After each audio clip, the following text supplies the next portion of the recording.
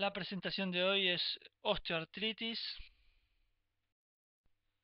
La osteoartritis es un proceso degenerativo que se produce por una alteración biomecánica en el cartílago hialino presente en las articulaciones sinoviales.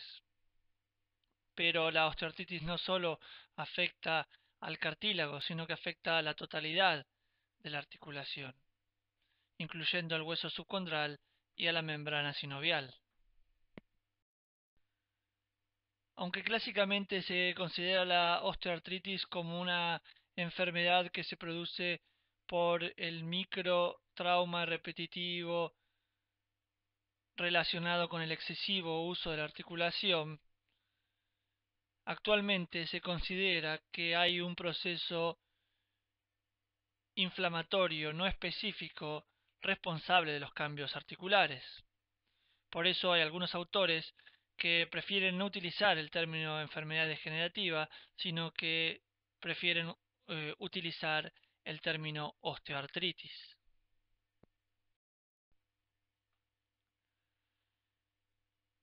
Como les dije anteriormente, aunque clásicamente se la considera una enfermedad no inflamatoria, estudios modernos demuestran la presencia de citoquinas y otros componentes inflamatorios en la articulación. Estos agentes serían los responsables de la degradación del cartílago hialino y la aparición de osteoartritis. El cartílago hialino protege al hueso subcondral, distribuyendo la carga sobre el mismo, disminuye el estrés y reduce la fricción en la articulación. En la osteoartritis temprana hay una inflamación del cartílago articular y un incremento en la síntesis de proteoglicanos que reflejan el esfuerzo de los condrocitos para reparar el cartílago dañado.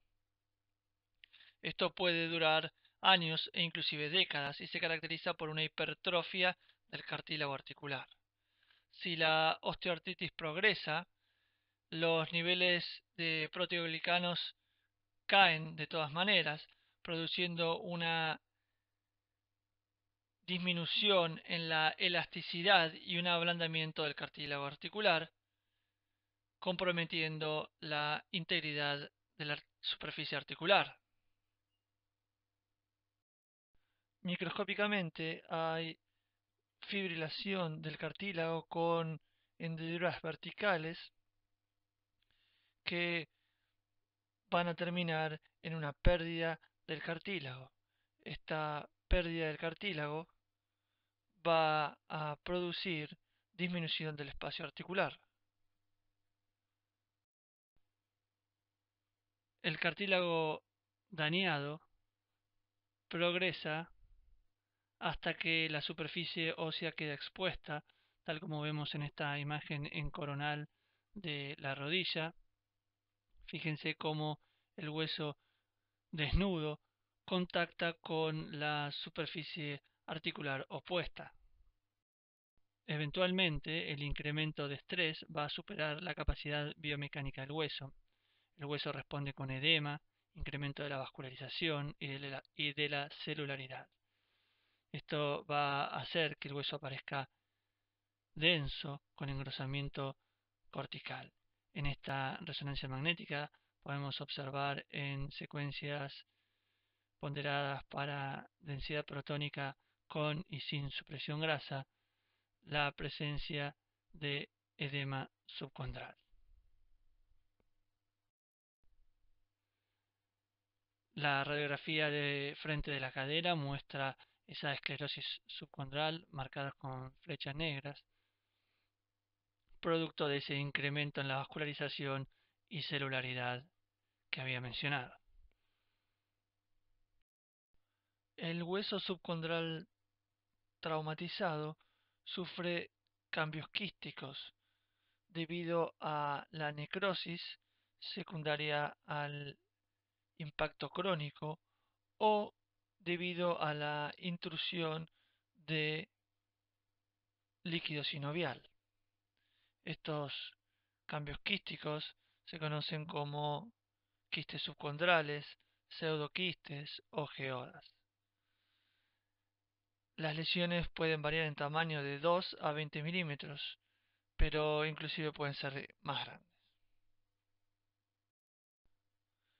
En las áreas sin carga a lo largo del margen articular se produce vascularización del hueso subcondral, metaplasia ósea del tejido sinovial y osificación cartilaginosa que produce crecimientos exofíticos del hueso conocidos como osteofitos.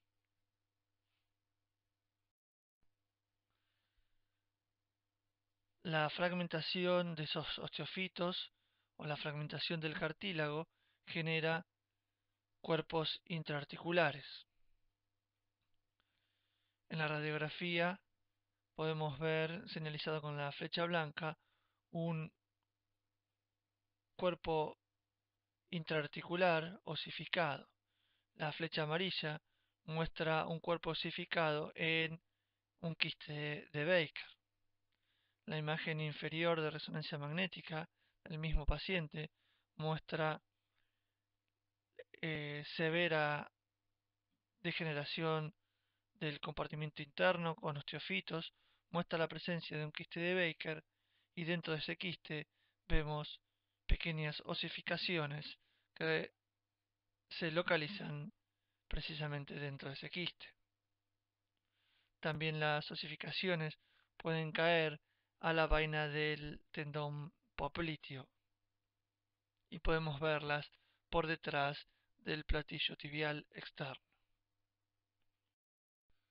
Junto con los cambios articulares de la osteoartritis, se observan también alteraciones ligamentarias.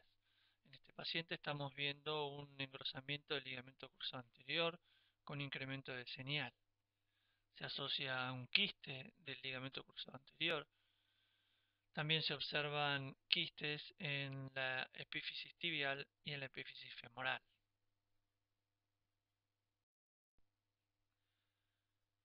La imagen sagital en densidad protónica muestra un engrosamiento del ligamento cruzado anterior y un quiste asociado. Lo mismo vemos en la secuencia coronal de densidad protónica sin supresión grasa. El ligamento cruzado anterior tiene apariencia en tallo de apio, que es característica de la degeneración mixoide del mismo. Para el diagnóstico de artritis yo utilizo el ABCD, le agregamos también la S. A es alineación, B es la calidad ósea, si hay osteopenia o no, C es el cartílago. Con la radiografía simple no podemos ver el cartílago, pero evaluamos el espacio articular. D es la distribución de la enfermedad. S se refiere a los tejidos blandos y a hallazgos específicos de la enfermedad.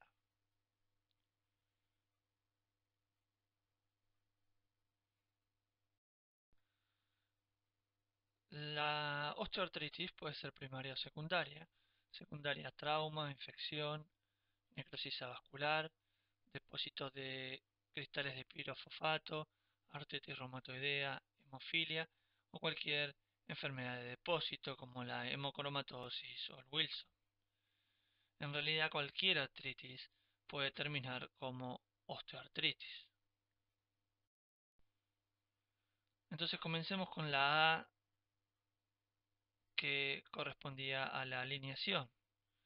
En la osteoartritis en general la alineación está preservada, pero podemos tener cierta subluxación radial o cubital, como muestra esta radiografía de frente de la mano. Esto es más notorio en el dedo medio.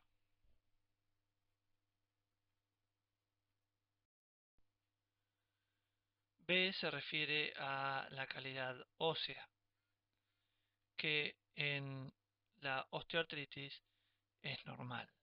Este es un parámetro bastante subjetivo. Para hacerlo más objetivo, se puede medir la diáfisis del segundo metacarpiano, desde el borde externo de la corteza al borde externo. Y después se mide solamente el hueso cortical del borde radial y del borde cubital y se suma. La suma de esas dos cortezas debe ser por lo menos la mitad de todo el ancho de la diáfisis. Si es menos, podemos decir que hay osteopenia.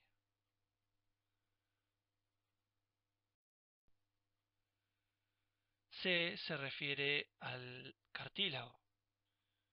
Como dijimos anteriormente, en la radiografía no podemos ver el cartílago, pero lo valoramos indirectamente a través del espacio articular.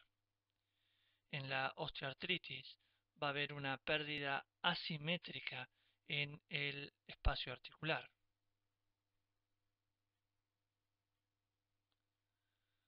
Como podemos observar en este paciente.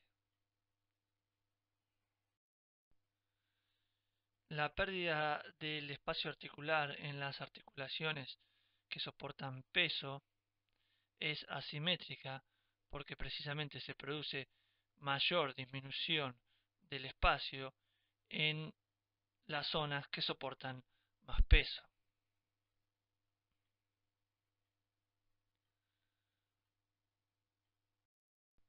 Veamos, por ejemplo, esta radiografía de frente de la cadera. Si este es el acetábulo y esta es la cabeza femoral, vemos en este paciente que hay una pérdida del espacio articular superior. Esto se produce en el 80% de los pacientes con osteoartritis de cadera. El espacio articular superior es el que se pierde. El 20% se pierde el espacio articular medial. Esto es importante para diferenciar de la pérdida del espacio articular en la artritis reumatoidea.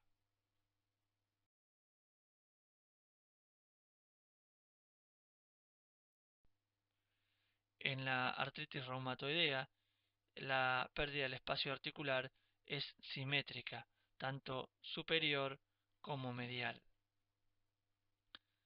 Cuando uno observa una radiografía de frente de la cadera y hay una pérdida simétrica del espacio articular, el diagnóstico diferencial a plantear es artritis reumatoidea,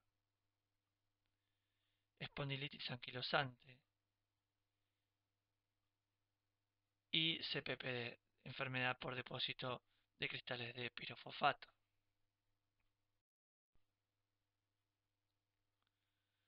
Podemos ver en esta radiografía de frente de ambas caderas y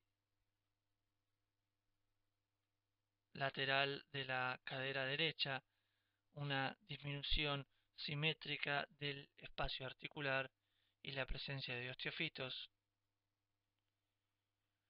en un paciente con artritis reumatoidea.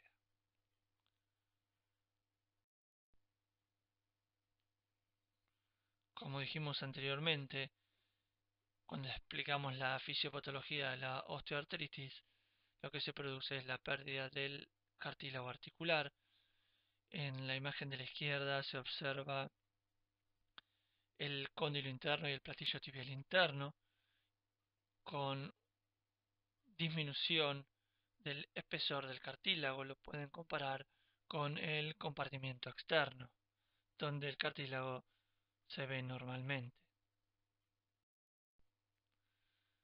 En este paciente, en secuencia de densidad protónica en coronal, vemos la marcada disminución del cartílago articular y la pérdida del espacio articular en el compartimiento interno. Es decir, lo que uno infiere con la radiografía a través de la disminución del espacio articular, lo visualiza en forma directa con la resonancia magnética. Es decir, con la resonancia uno directamente visualiza la pérdida del cartílago. En cuanto a la distribución de la osteoartritis, prácticamente afecta cualquier articulación. En la columna es más frecuente en la columna cervical y lumbar, las caderas, las rodillas, los pies, las manos y las muñecas. En ausencia de trauma, en la muñeca la articulación más afectada es la primera articulación carpometacarpiana. También se afecta la articulación entre el escafoides y el trapecio. En las manos vamos a ver interdigitación del hueso, las alteraciones van a ser bilaterales y simétricas. Puede afectar cualquier articulación de la mano, pero las más afectadas son las articulaciones interfalángicas distal y proximal. En las articulaciones metacarpofalángicas solo vamos a ver disminución del espacio articular. Si vemos osteofitos probablemente no sea artrosis. Debe considerarse la posibilidad de CPPD o hemocromatosis. Si hay erosiones en las articulaciones metacarpofalángicas, inclusive en presencia o bajo sospecha de artritis erosiva, probablemente no sea osteoartritis.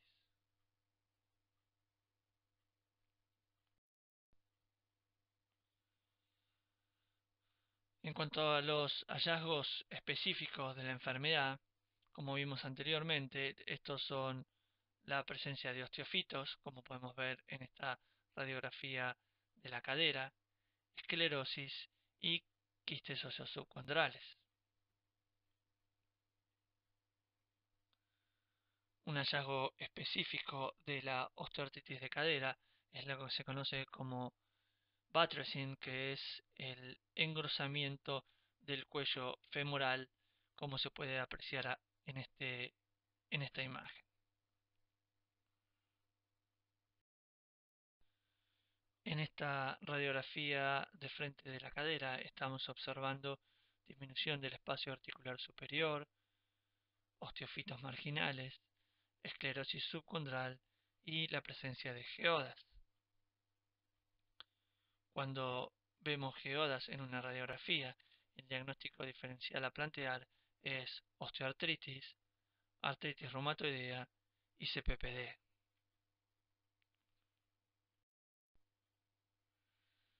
En esta tomografía axial vemos la imagen hipodensa en la cabeza femoral con un margen esclerótico típico de las geodas.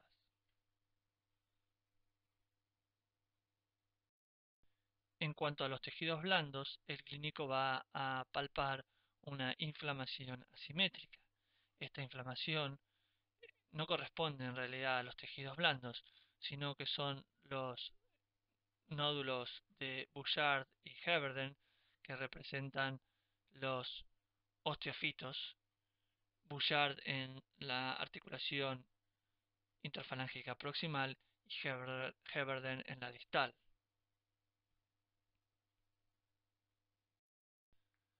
En estas tres radiografías de pacientes diferentes podemos ver los diferentes tipos de inflamación de los tejidos blandos.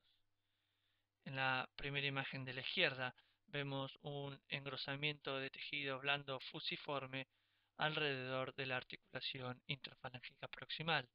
Esto es típico de la artritis reumatoidea. En el segundo paciente vemos un engrosamiento nodular de los tejidos blandos y vemos también erosiones. Este engrosamiento nodular de los tejidos blandos es típico de la gota y es nodular porque esos nódulos representan el tofo gotoso. En el último paciente, en el quinto dedo, estamos viendo un engrosamiento difuso del dedo, lo que se conoce como dedo en salchicha, que es el típico de la artritis psoriática. El diagnóstico diferencial de osteoartritis de la columna es lo que se conoce como hiperostosis esquelética idiopática difusa. El paciente se presenta con calcificación o osificación en el margen anterolateral de por lo menos 4 vértebras contiguas, con o sin osteofitos marginales. El espacio intervertebral debe estar conservado, y esa es la principal diferencia con la osteoartritis. No debe haber anquilosis de las articulaciones facetarias, erosiones o esclerosis en las articulaciones sacroiliacos, y no debe haber fusión ósea, porque si vemos estos hallazgos uno debe pensar en espondilitis anquilosante. Los síntomas del paciente incluyen dolor de espalda,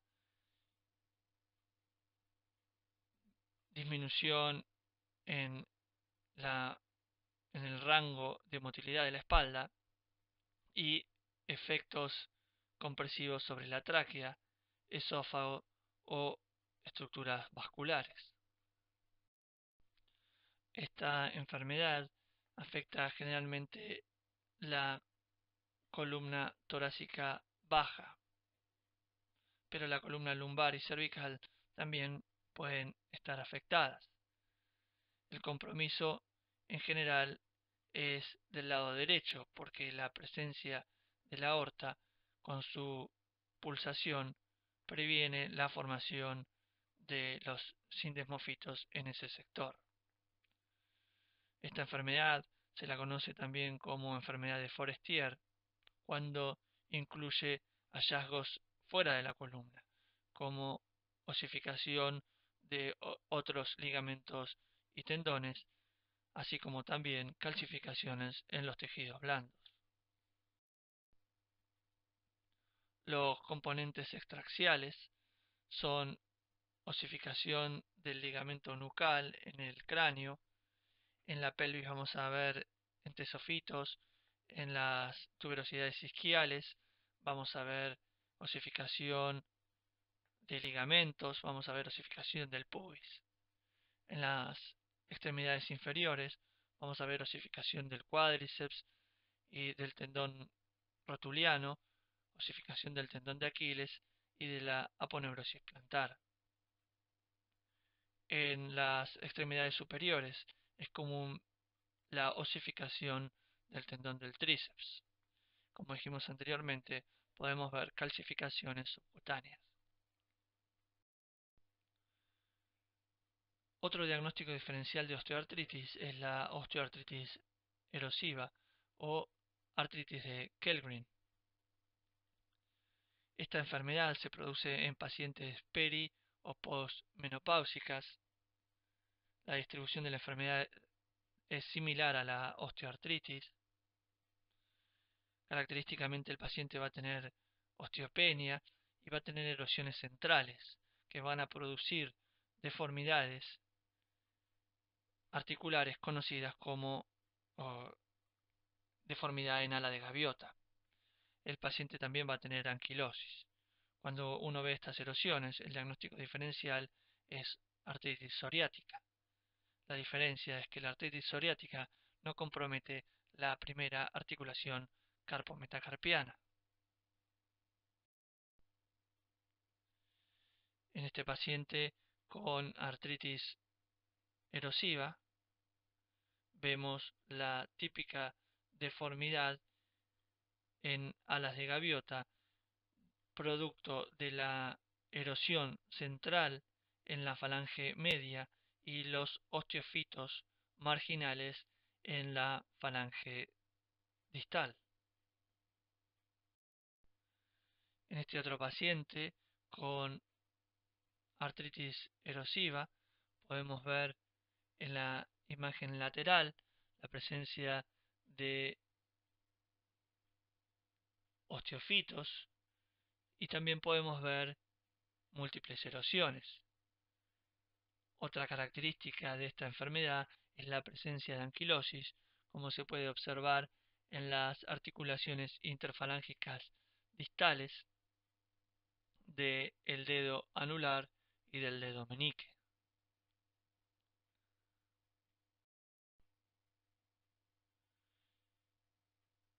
En la artritis erosiva lo que tenemos es colapso del hueso. No son verdaderas erosiones producto de sinovitis, sino que es por la presión del hueso contra el hueso. Las lesiones son más comunes en las articulaciones interfalángica distal y proximal.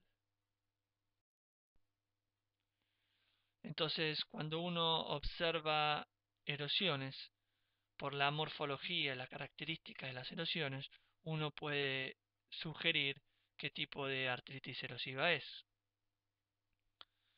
En este primer paciente vemos la presencia de erosiones, que no son erosiones limpias, tienen periostitis, o sea, hay cambios productivos asociados a esas erosiones, y eso es típico de la artritis psoriática. En este otro paciente estamos viendo erosiones en la base de los metatarsianos. Esas erosiones tienen márgenes espiculados, son ovoideas, y en ovoideas con el eje longitudinal paralelo al eje del metatarsiano. Esto es típico de la gota.